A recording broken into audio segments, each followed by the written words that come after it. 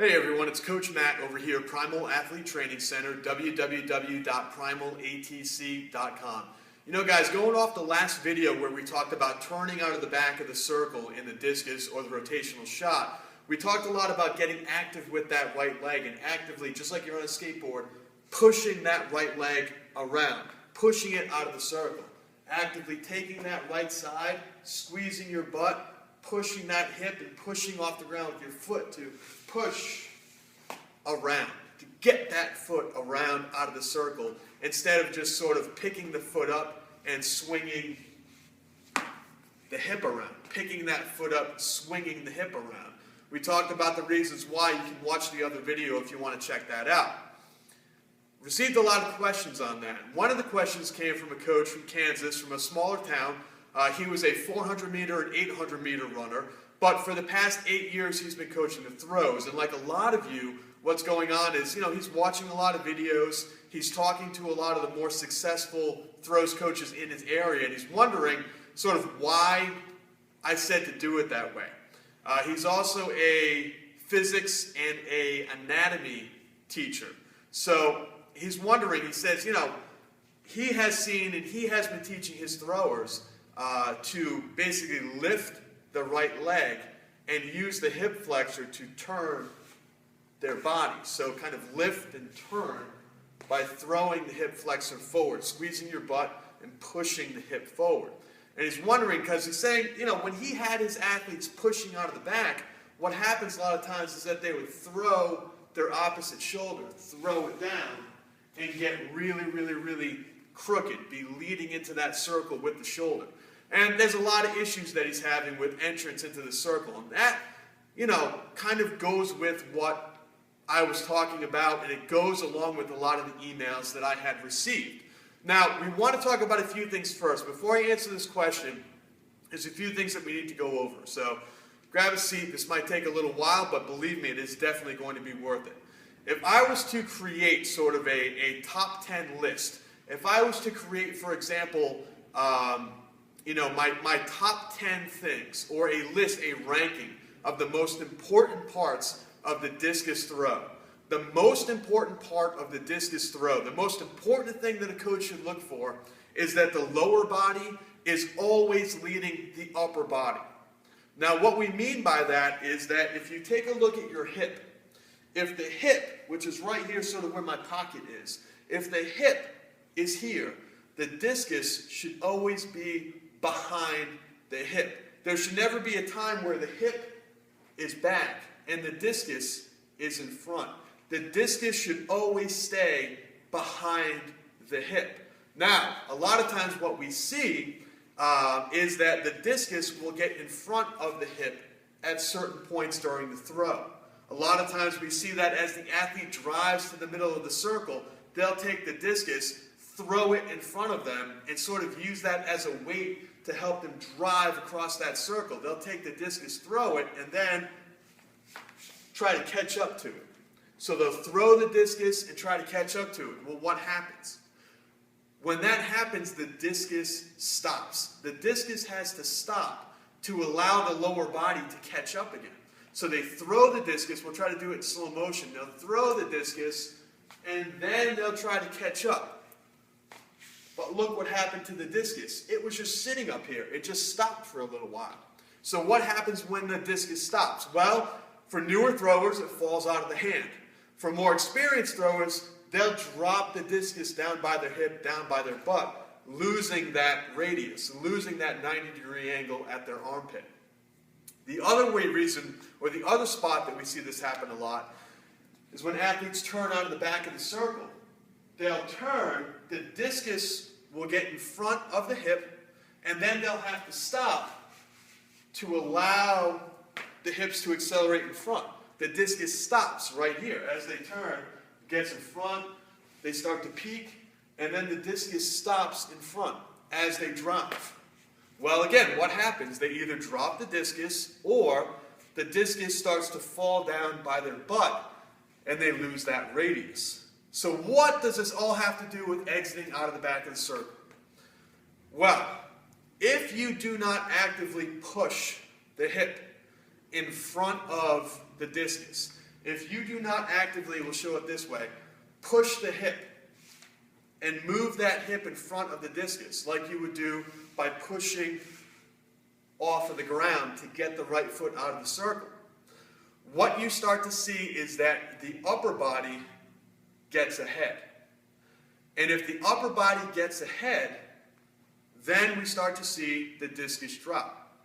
The other things that we start to see is that the athlete starts to face down the circle instead of driving early in that 9 o'clock drop. Most importantly, or more importantly, what we start to see happen is that the athlete loses that torque. The athlete loses that built-up tension that's going to add to the throw at the end.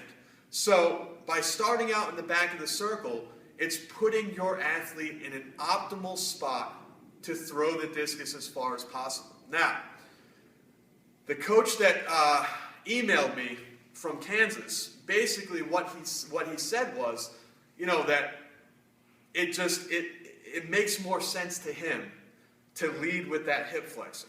Now, as a physics teacher and as an anatomy teacher, I see where he's coming from, because as an exercise physiology guy, as an anatomy guy myself, you want your body to be in the optimal spot to produce power. But with that being said, putting your body in an optimal position to produce power will a lot of times counteract and negate the proper technique that is needed to throw the discus as far as possible. We talk about coming out of the back of the circle, shoulders level, 9 o'clock drop, this foot's off the ground, and you're getting ready to drive down that circle. This is not a powerful position. Up on the toe, balancing on one foot, that is not an optimal or a powerful position for your body to apply force. For your body to apply force, we want to see, obviously, just like a sprinter coming out of the blocks, we want to see ourselves facing down that circle, able to use that hip to lift the knee and drive. All the stuff that your body wants to do, all the positions where your body wants to produce the optimal amount of power is unfortunately going to be bad for the throw. A golf swing, sure as heck, to someone who's never played golf before, a golf swing does not look powerful. To someone who's never thrown a baseball before, a pitcher throwing a baseball does not look powerful.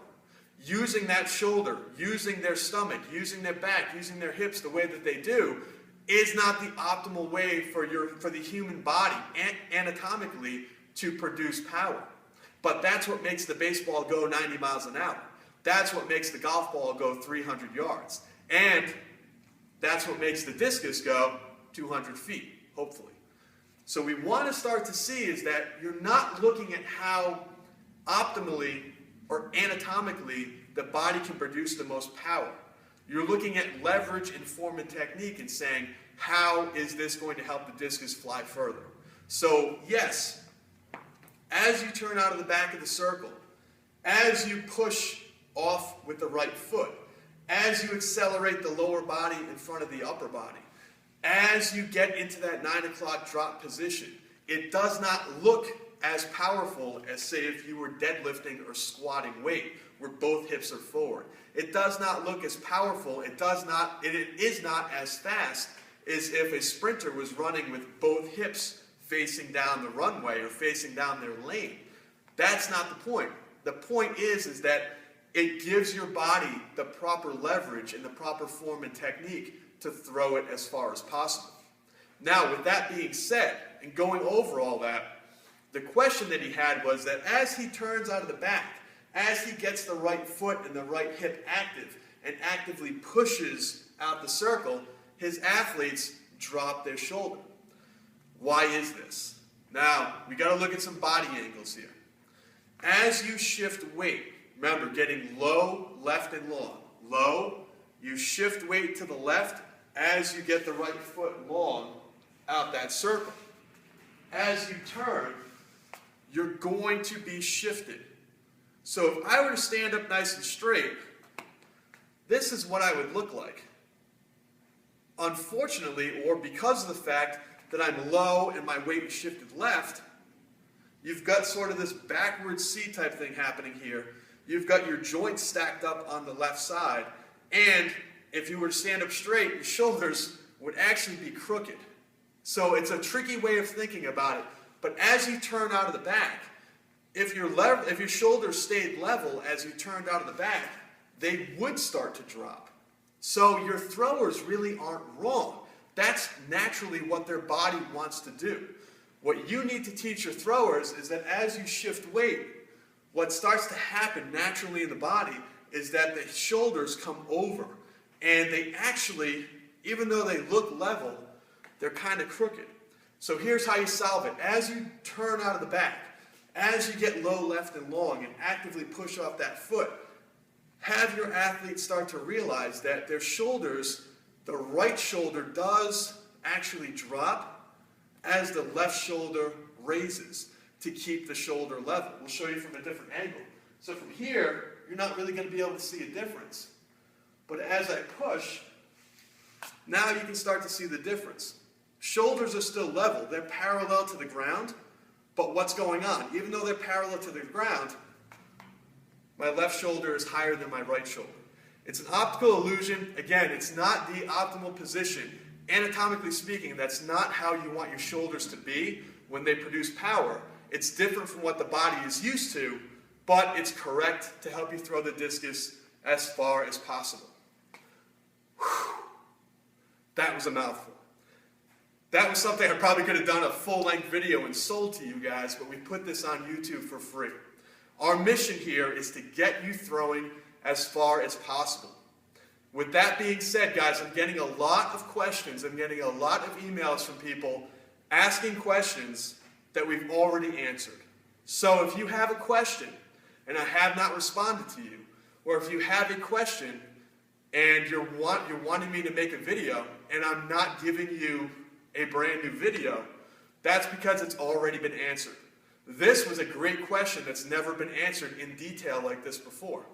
So if you guys are looking to do a video, make sure, first and foremost, go to the YouTube channel, youtube.com/primalatc, click the little magnifying glass icon, and then you guys will be able to search the channel to see if your topic or if your question has been answered before.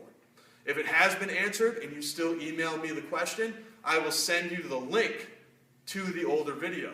If it's a brand new question or if it's asked in a way that I have not answered before, I'll do a new video for you just like I did for this coach. So hopefully this explains exactly why it's optimal to be active with that right foot out of the back of the circle, and if your athletes are dropping that shoulder, how to shift weight and correct by kind of making the shoulders a little bit more lopsided.